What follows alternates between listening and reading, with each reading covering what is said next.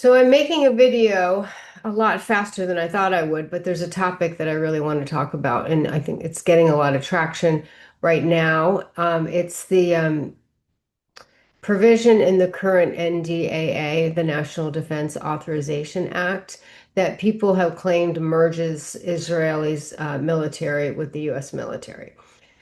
So I decided I needed to dig into it. I've always, not always, but oftentimes when the NDAs come around every year, which they do, I've paid close attention to them. And maybe as I discuss what's in this provision and this particular provision that deals with this and how it got there, you might understand some of my concerns. So first of all, I want to read a little bit from an article in The Guardian. I'll give you some background if you don't know anything about it, and then I'll talk a little more specifically. So there was an article published in The Guardian. It's an opinion piece in under U.S. foreign policy, and it was published, looks like June 5th of this year. Congress wants to tie the United States to Israel with the new legislation. It's a trap. And it's written by Eli Clifton and Ian Lustig. I have no idea who either one of them are, but so let's see. It says Israel and its lobby will use Section 224 of the National Defense Authorization Act to bind the U.S. to a state that has gone rogue. So clearly these authors are not pro-Israel. But let's just go ahead and see what this has to say.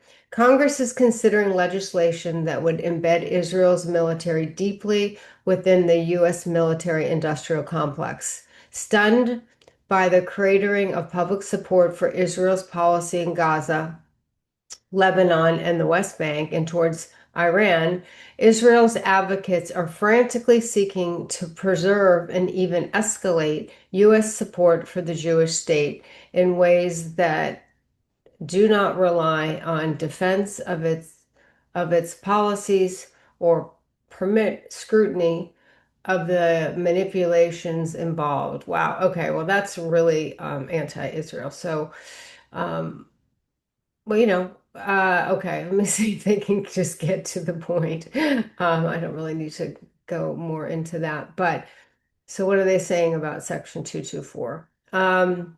But pretty much the same thing. All right. Okay. Well, there's another article that's not written quite quite that anti-Israel. Let's and not, I have an opinion on this, but I don't necessarily want to frame it in so anti-Israel. Um, I don't know if that's possible with any of these articles, but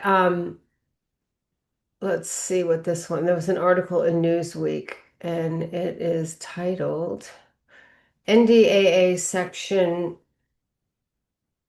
uh, 224 alarms progressives and conservatives. Here's what it says. Okay, that's really what I want. Here's what it says. So let's get to that.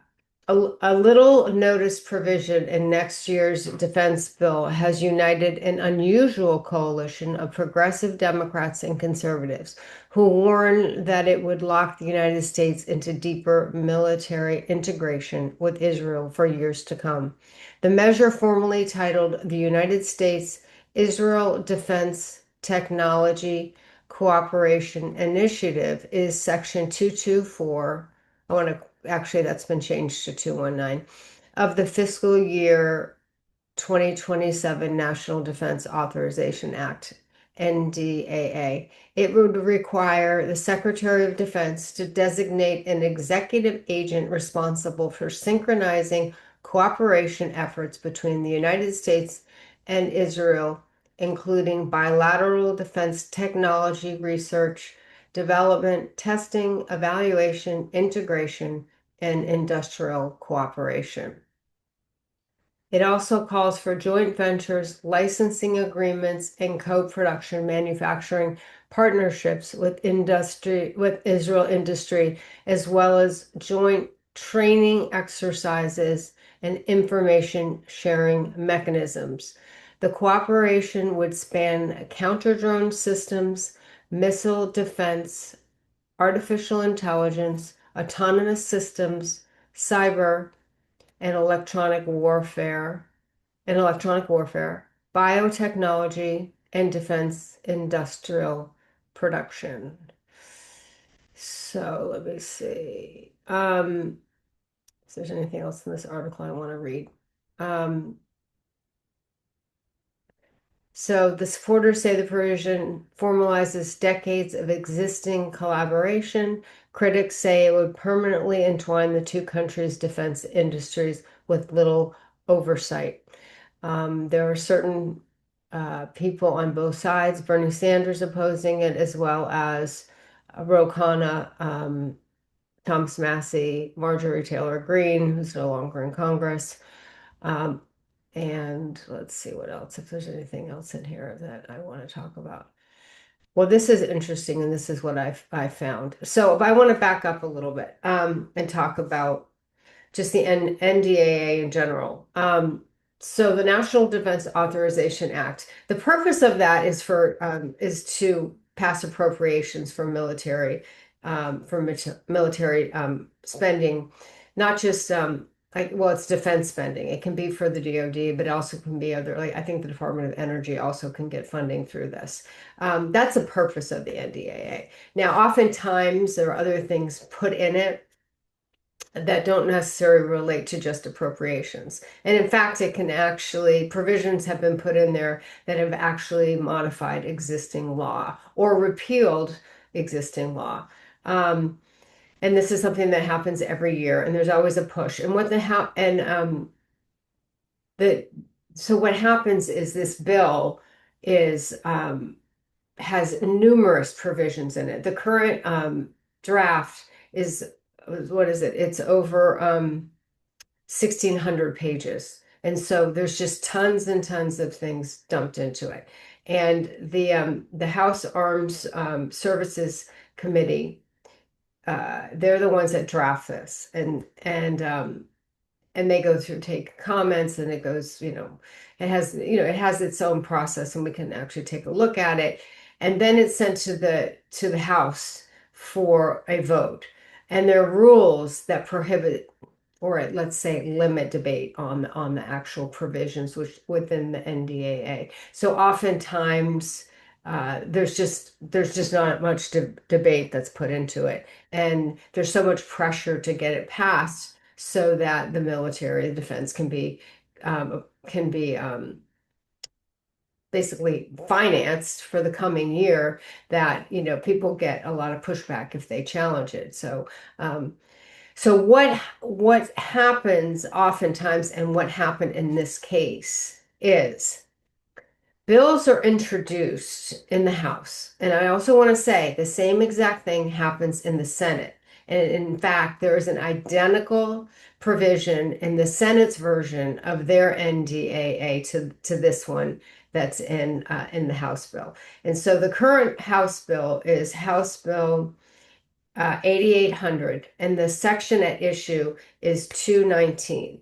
And if you go into that bill, like I said, it's 16, it's yeah, it's over 1,600 pages.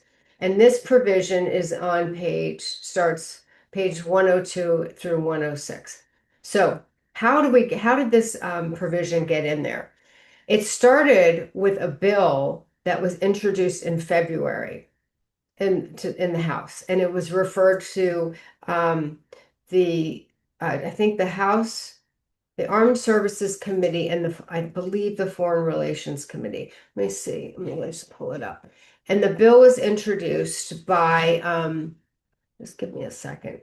It was bill, and it's HR 7540, and it was introduced or sponsored, I guess you'll say, I should say, by let me see, by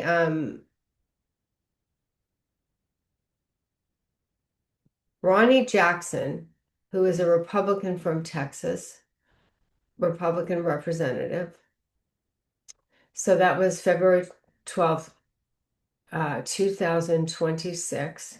And that is HR 7540, and the bill is titled United States Israel Futures Act of 2026. So they introduced that bill. It went to the House Armed Services Committee, and I believe it also went to the Foreign Relations Committee.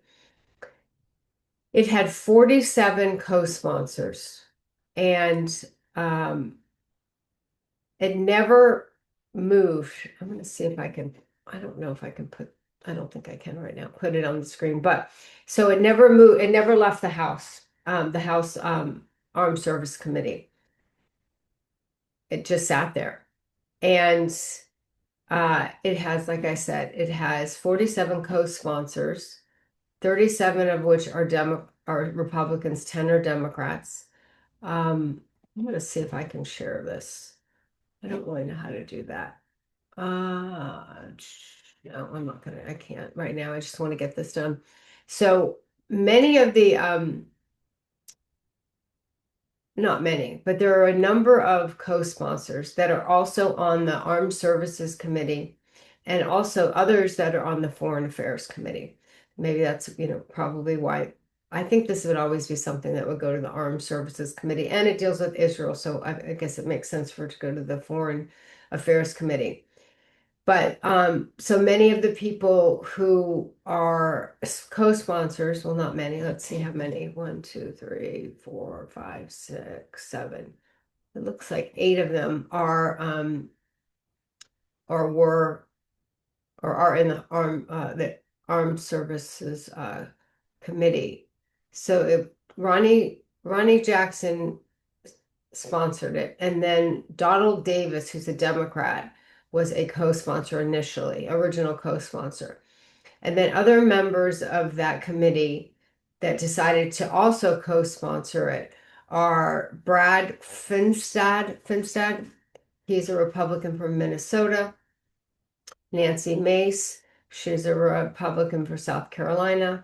Derek Van Orden, Republican with Wisconsin. Eugene Vindman, he's a Democrat from Virginia. Derek Schmidt, he's a Republican from Kansas. Pat Harrigan, Republican from North Carolina. Don Bacon, who is a Republican from Nebraska. Those are all also members of the Armed Services Committee. So there's many other too. And then we have the people that were in the Foreign Affairs. I'm not going to go through that. But that bill just sat there. Nothing happened. So what happens is when it's time to start drafting the NDAA, they have these bills out there that are already written.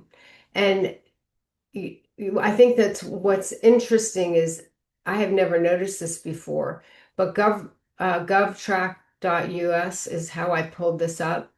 It said that this bill has the likelihood of passing of, what did I write? I have it up here. Let me see.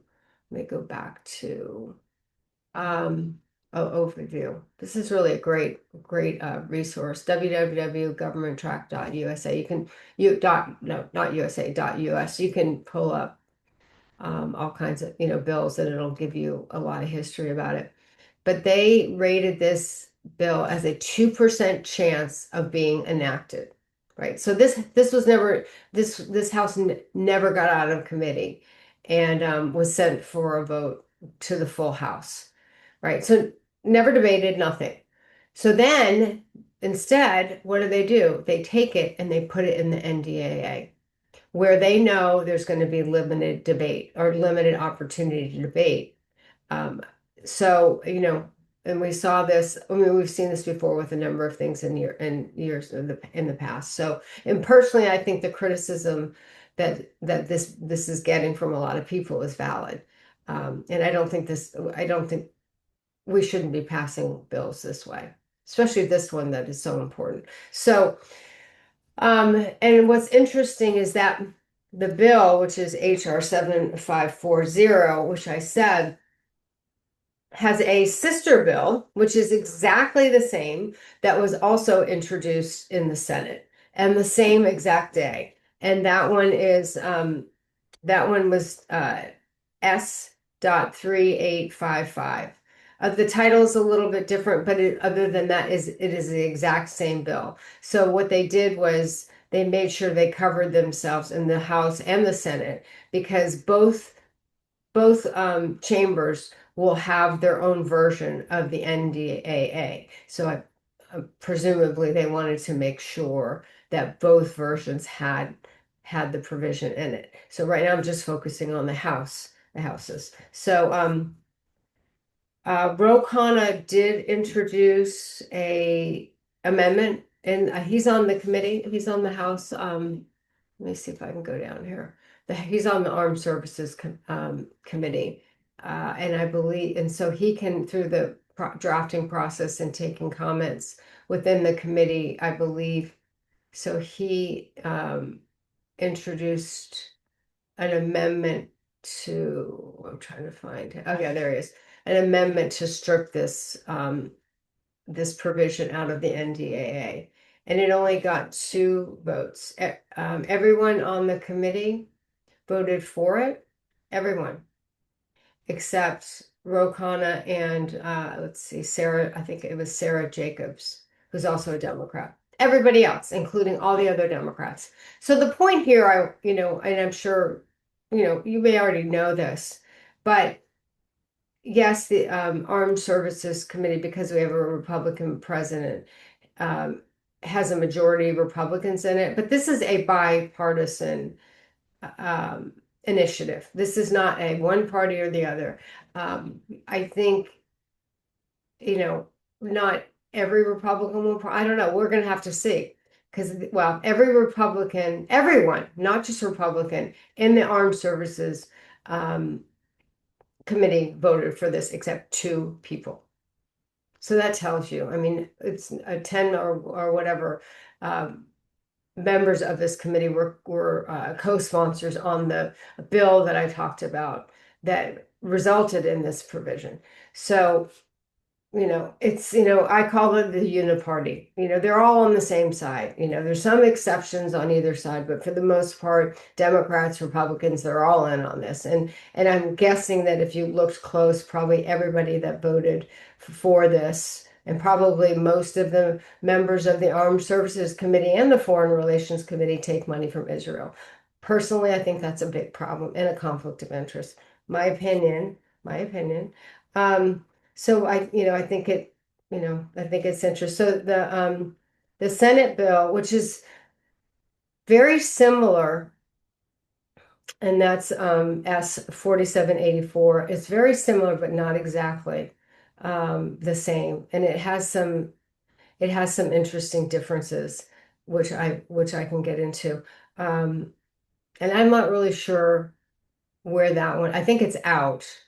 I don't think they've set it for a vote yet. I have to look. I will actually take a look.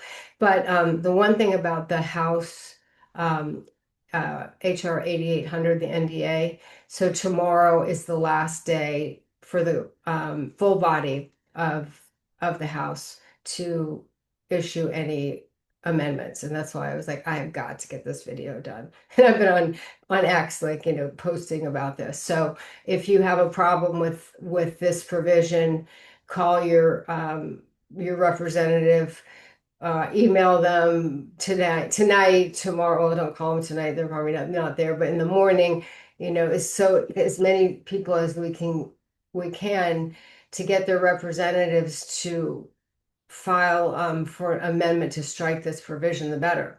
I mean, it'll still go to a vote, but like I said, it will be a vote on the entire NDAA, not particular sections of the NDAA. Now, I have not gone through the whole NDAA. I am guaranteed there are other provisions in there that are problematic.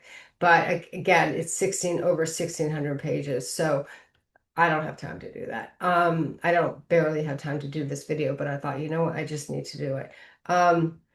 So the other thing I want to do is I want to actually a few things about I wish I could put it up on my screen, but I just really can't right now. Some of the things, and at the very beginning of section 219, it says one of the purposes is to expand and accelerate bilateral defense technology research and development, testing, evaluation, integration, and industrial cooperation. And I found that interesting that they said accelerate. Um, I do think, or I suspect, that because the support for Israel is decreasing in this country, particularly with younger people, that's why this had something, this is drastic. That's why this is being done right now. Um, Now, some people say you can't undo it. I don't agree. You can always amend things, but it's better not to have it enacted than to say, oh, we'll just enact it and then we'll fix it later. Congress never fixes anything later. So, in my opinion. Um, so the one thing, yeah, there are a few other things about this section I wanted to point out. Let me pull up this specific. I actually printed out just the pages so I didn't have to go through. Let me see. I didn't have to go through the whole bill. So I think, as the article said, this particular this section in the House NDAA, it establishes an executive agent, as such term is defined in the Department of Defense Directive 5101.01, relating to DoD executive agent issued February 7th, 2022. I have no idea what that is. I would have to pull that up, which, if maybe if I have some more time, I'll do that. But so that one is interesting. Well, it's interesting because it's very different from the Senate's version, um, which I'm going to talk about that too and tell you the differences between these. Uh, for the most part, they're the same, but that section is different. So the Senate version, which is S.4784, that's their NDAA, draft NDAA, and it's section 1217. It says the Secretary of Defense, in consultation with the Minister of Defense of Israel. It doesn't call for an executive agent. So this Secretary of Defense, in consultation with the Minister of Defense of Israel, shall establish a cooperative initiative, to be known, blah, blah, blah. So it's different. One has an executive agent designated, and the other is the actual Minister of Defense of Israel is going to cooperate directly with the Secretary of Defense. I'm not a military person, so I don't really know the significance of that, but and I know, but I don't know. So, and it also says to expand and accelerate bilateral defense technology research, et cetera, et cetera. The other thing that I thought was interesting about this, a few things. Um, So this calls for the DoD, or what are we calling it now? Department of War. This actually refers to the Department of Defense, um, cooperating with other agencies to make sure that, I guess, anything that they do is consistent with existing laws and regulations. Now, that is important from a national security standpoint. Again, I'm not an expert in military things, so I don't really know. I don't really know the full impact of this. I'll leave that to the military people. So the cooperative efforts, there's a list under section, so it's under, let's see, it's under section B. And one thing I found interesting about this, let me see, initiative domains. Hold on a second. What is this? Cooperative efforts. That's 103. Yeah. Oh wait, I'm looking at the wrong bill. There we go. Here we are.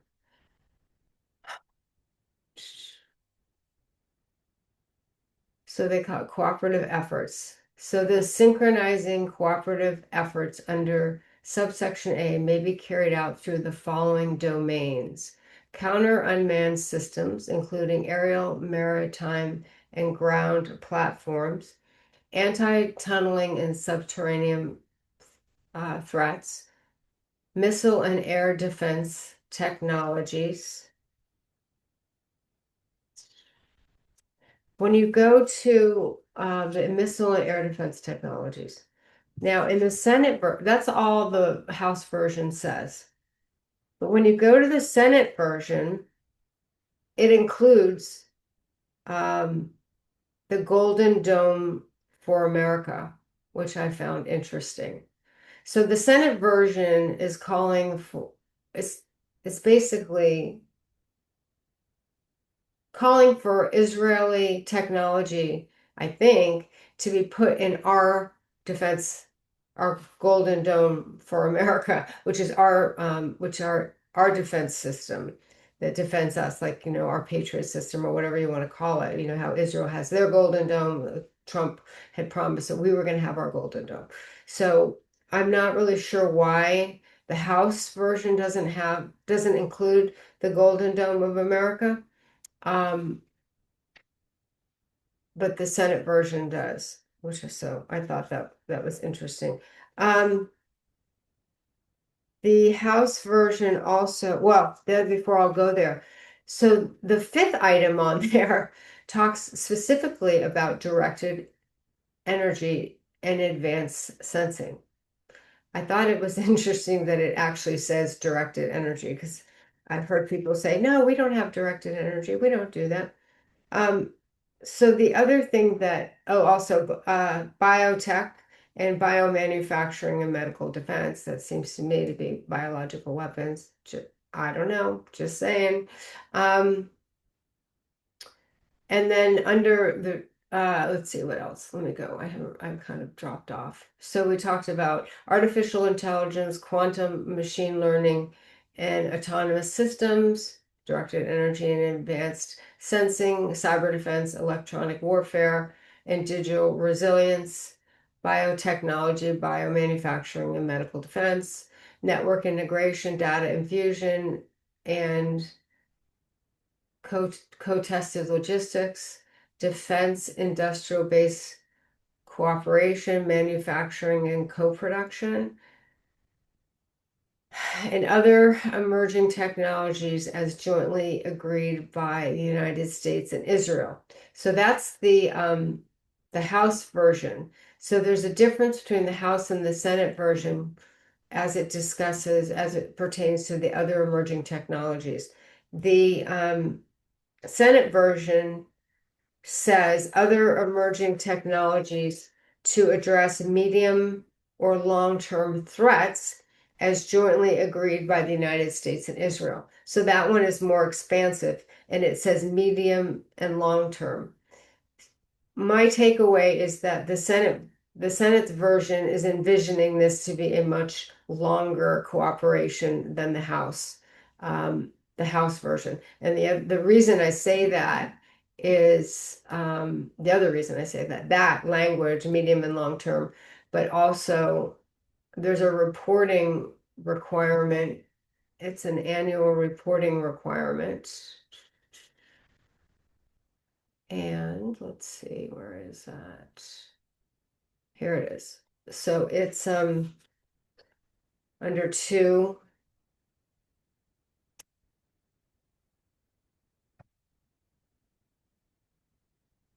Well, it's under two in the Senate version. It's paragraph E in the House version, and it says no later than 1 year after the date of enactment of this act and annually thereafter until 2030. The Secretary of Defense shall submit to the Congressional Defense Committee a report on implementation of the cooperative efforts described in subsection A. So the corresponding paragraph in the Senate version does not cut it off at 2030. It just says thereafter. I thought that was interesting, and that's why my takeaway is that the Senate version is envisioning this being a much longer cooperation than perhaps the House version. And I do find that 2030 is an interesting cutoff date. I'm not sure. I mean, that's 4 years from now. Trump will be gone. So I'm not really sure. I'm not really sure why that is. And let me see if there's anything else I want to talk about. They're all, you can pull all of these up. Like I said, the government track US government www.governmenttrack.us is a great resource. Basically, what I did, I just typed in the bills and they just got pulled up. So again, and if you want to look for yourself, I'll give you the numbers of the various bills. The House version is HR 8800, and the section that's relevant is section 219. It was 224, but they changed it to 219. And then the Senate bill is S.4784, and their corresponding section is section 1217. Also, if you have an interest in pulling up the bills that were introduced in February in the House and the Senate, the House bill is HR 7540, and the Senate bill was S 3855. So I think, if you just are interested in getting a little more familiar with what's going on here. So I don't know. I don't have a lot of hope that I don't know. Typically these things get passed. I mean, unfortunately. I don't, there are outliers who are opposing this, like Ro Khanna, Massey, who can still vote even though he's out next year, Bernie Sanders, but the majority, in my view, um, of Republicans and Democrats are very loyal to Israel. Most of them take money from AIPAC. They're also pro-war. They're pretty much pro anything for lobbyists and not so much. They just can't seem to ever agree on things for the American people.